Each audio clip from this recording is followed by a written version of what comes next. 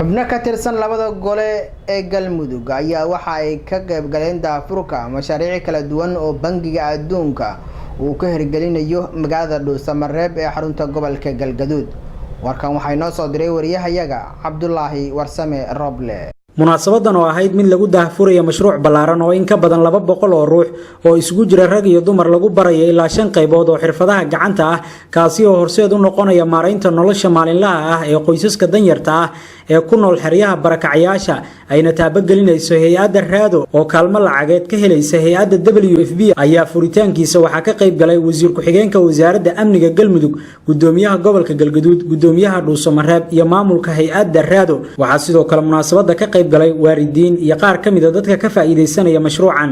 gudoomiyaha hay'adda Raado injineer Liibaan Qaado iyo u qaabilsanaha hay'adda Raado mashruuca Dhuusamareeb Cabdullaahi Shariif oo madasha daafurka ka hadlay ayaa faahfaahin ka bixiyay faa'iidada mashruucan iyo inta uu socon doono.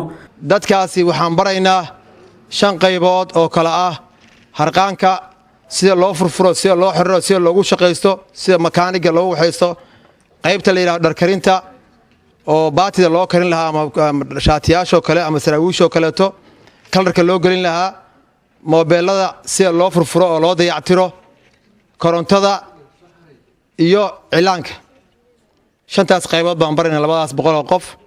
haddii Allah wada la aqbalo 4 bilood baan u haynaa insha Allah wax ka dambeeyana hela waa rajeynaa haddii la haydmo.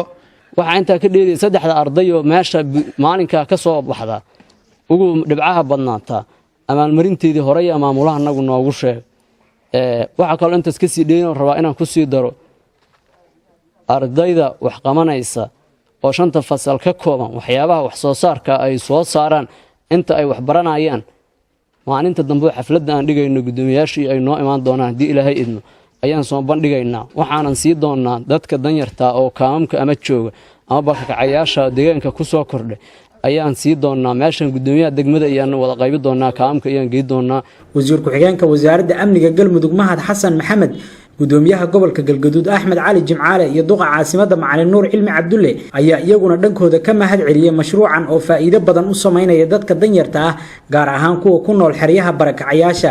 waxaan rajeynaynaa inay noqoto mid falxadeeda iyo abshirteeda leh oo dadkii ugu horeeyay ee ka faa'iideysta aad noqotaan. 5 qaybood waxay eegtay hay'adda Raado baahida hadda degdeg ah oo dadka u baahan in hore loo sii baro. cilaanka wad garanaysaan xilliyada anagu islaam baana xilliyada ciidayo aad ba islaamuhu cilaanka u marsadaan iyo aroosyada iyo marka gabadhii barata wad ogtii lacagta loo qooro waxyaabaha dumarku u baahan yihiin. fursad laga yaabo inaysan idin soo marin horta inaad wax baratiin. waxbarashadu waa waxa idinka idin anfacayo. qofku xirfadda uu leeyahay ee uu gacantiisa uu ka barto aad iyo aad ay u qiimo badan tahay. gacantaada wixii aad ku soo saarato inaad cuntaana ugu fadli badan wax walba. hay'adana waxaan aad uga rajaynaynaa tuuliskii iyo agabkii iyo wixii aad ku shaqaysan lahaydeen inay idin sii doonaan oo ay mashruuca insha Allah ka mid noqotana.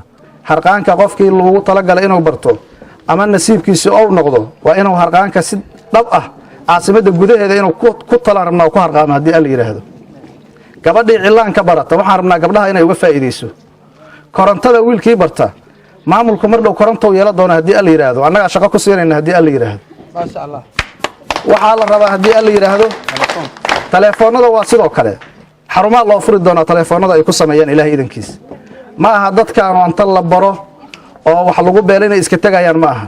taabagelinta mashruucan oo qaadan doonta muddo 4 bilood ah ayay dadka ka faa'iideysanaya u arkaan mid ay ku maareyn doonaan noloshooda maadaama ay baranayaan xirfado ay u baahan yihiin dadka ku nool magaalada Dhuusamareeb. Cabdullaahi Warsame Roble, Somali News TV, Dhuusamareeb.